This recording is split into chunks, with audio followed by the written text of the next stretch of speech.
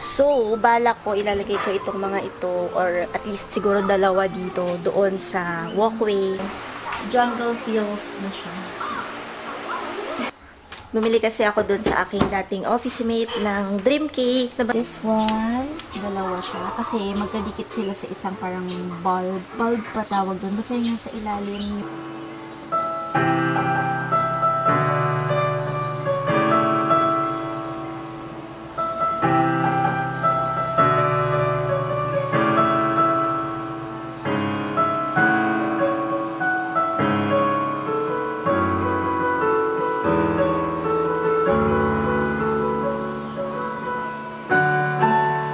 Hey guys, good morning. Welcome to another vlog.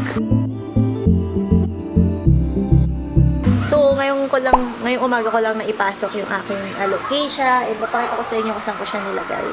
So far, dito siya nakalagay. Yan. So, jungle feels na siya. Wow! Joke. Jungle feels na ba? Kinda. Tapos, may nakalimutan pala akong gawin kahapon. Since nga ginamit ko yung pot na yon na dati may mga laman yon na whale fin. So, yung mga whale fin, naiwan sila sa labas. Hindi ko sila na-repot. Sana buhay pa sila. Pero yun yung gagawin ko right now. As in, ngayon na. And yeah, pakita ko sa inyo kapag tapos ko na.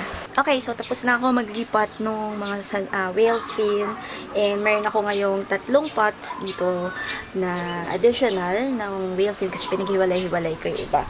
So, dapat 4 siya. Pero yung isa kasi medyo nalalantan. May sign of ano na siya aging or malapit na siya matlanta. So, hindi ko na lang siya nirepot. Nayaan ko na lang. But, I'm gonna show you yung 3 ko na nirepot. So, this one, dalawa siya. Kasi magkadikit sila sa isang parang bulb. Bulb pa tawag doon. Basta yun sa ilalim yung pinaka kung saan tumutubo yung ugat. So, magkasama sila. Hindi ko nang pinaghiwalay. Total, kasya naman sila dito. Tapos, ito, isa lang siya. Ayan, isang malaking malaki. And then, this one. So, ito, tabingi siya kasi yung pinaka-bulb niya is malaki, malapad dito pag ganyan yung nasa loob niya, yung nasa yung mga ugat. So, ayan. So, balak ko, ilalagay ko itong mga ito, or at least siguro dalawa dito, doon sa walkway, sa taas, kasi nag-start na ako maglagay ito ng halaman, and yung isa siguro, ilalagay ko sa library namin, or sa kwarto. Depende pa, but yan, meron akong 3 additional plants, diba, yun yung maganda kapag nagpo-propagate ka, or kapag pinaghihiwalay-hiwalay mo yung mga plants, is namumultiply mo sila without buying. So, yun. Okay, so dito muna yan kasi didiligan ko yan in a bit. Pinakita ko lang muna sa inyo. Yeah. So, later, kapag nalagay ko na sila kung saan ko man sila ilalagay, I'm gonna show you.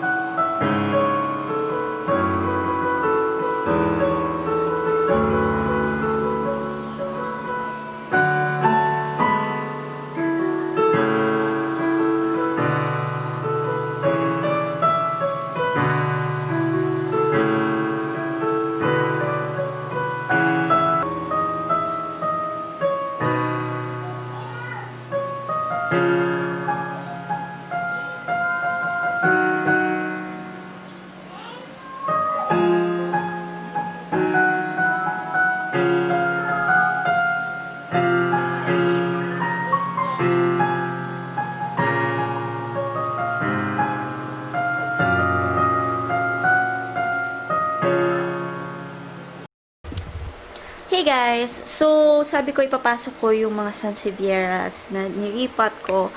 But, napansin ko na parang meron silang mealybugs. Well, hindi ko alam kung mealybugs ba yun or something. Basta, they look like they are infested with something. So what I'm gonna do is, sa labas muna sila, i-isolate ko muna sila sa labas. And sprayan ko muna sila ng neem oil for a couple of days.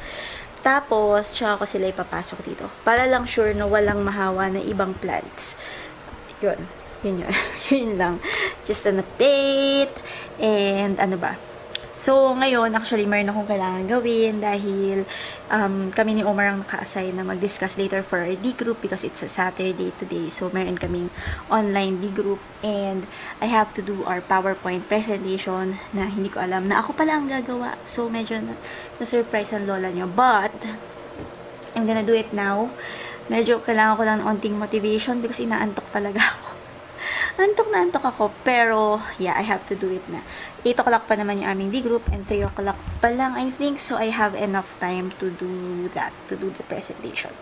So, ayun lang. I'll try to be back. I'm not sure if I'll be able to, but try to be back later. Hey guys! Good morning! Welcome to another vlog. Sumi? Avery, hi now. Hi! Okay, so, ano nga ba ngayon? Ay, ano ngayon? Sunday. Today is a Sunday. And actually, bala kong sanang ayusin today itong aming mini garden dahil ang gulo na niya. Medyo nasimulan ko naman na. Kasi nasira na yung, nabanggit ko na to sa isang vlog, pero nasira na yung shelf or yung plant stand dito. Kasi ginawa lang naman to ni Omar. Pero, good thing is, yung pinaka-net, nakakabit pa siya. So, meron pa rin shade yung mga plants. Dito ko nilalagay yung mga plants na they need light, pero hindi pwede yung super like bright indirect. Bright. Pero hindi pwede yung direct light. So, nandito sila. Ayan. So, ngayon, medyo inayos ko lang siya, pinaghilera ko. But yeah, I want sana to fix everything here kasi ang dami dito ng mga hindi na kailangan or mga lanta na, wala naman ng, alam mo yun, hindi na sila kailangan nandito at nakalagay pa dito. Para rin, yung ibang mga plants ko na nandoon, malipat ko siya dito.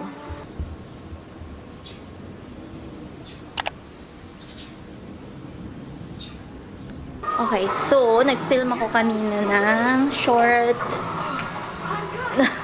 quick unboxing ng mga binili ko sa Green to Life. Pakita ko sa inyo. Ayan, hindi ko pa naayos. So, hindi ko pa sila ilalagay sa pot. Pero, mamaya, later na lang. Ang init pa eh. Hi, Avy. Tapos, umorder ako ng cake. Yung parang dream cake sa aking dating office mate. And nilagay ko muna sa ref kasi parang ang init na nung lata. Ang init na nung lata. So, papalamigin lang onte. And then, papakita ko siya sa inyo. Pag gusto nyo rin mag-order, pwede rin kayo mag-order sa kanya. Nag-deliver sila sa Metro Manila. So, ililink ko na lang yung kanyang page down below. So, yun lang. At ang bata hindi pa nasisip. Asus. He broke this Yeah. from there. He really is Art the Destroyer. Okay, be right back. Okay guys, so nakapag-repat na ako ng dalawang halaman today. Itong aglonema na to. And, asa pa isa? Ayun. Ito ba? Yung isa kong philodendron lemon lime. Ang hindi ko na lang nare-repot from yesterday's haul is yung aking Sansevieria Bantel. Tama ba? Oo, yun na lang. But anyway, nakikita niyo ba to? Hindi ko alam kung anong nangyari dito sa alocasia, pero it's not looking good. So, tatlong leaves niya yung nag-yellow na. Although, meron naman siyang incoming leaf na hindi pa nag-unfurl, but yan. I don't know what's happening. Hindi ko pa siya pinapasok. Kanina pa yan dito sa labas. But, syempre, papasok ko pa rin siya and observe pa rin. Diba? Yellow leaves. Pati yung isa. Well nga to, oh. Tuluyan na siyang namaalam. Wala na siya. So, hindi ko alam kung anong gagawin ko dyan. Pero, ayan, nadiligan ko na siya. Tapos, maybe lalagyan ko siya ng fertilizer. We'll see. Hey guys, good morning and welcome to another vlog. May breakfast kami ni Art. Nagre-request siya ng chocolate cake. Anyway,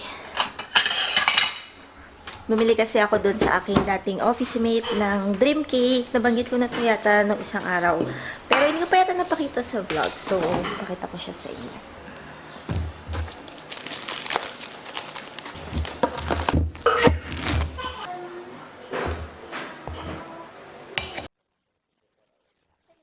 Size yung lata niya. Hindi siya ganun kaliit.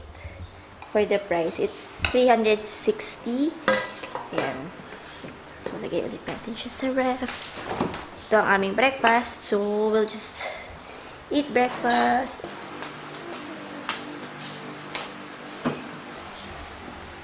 What are you doing?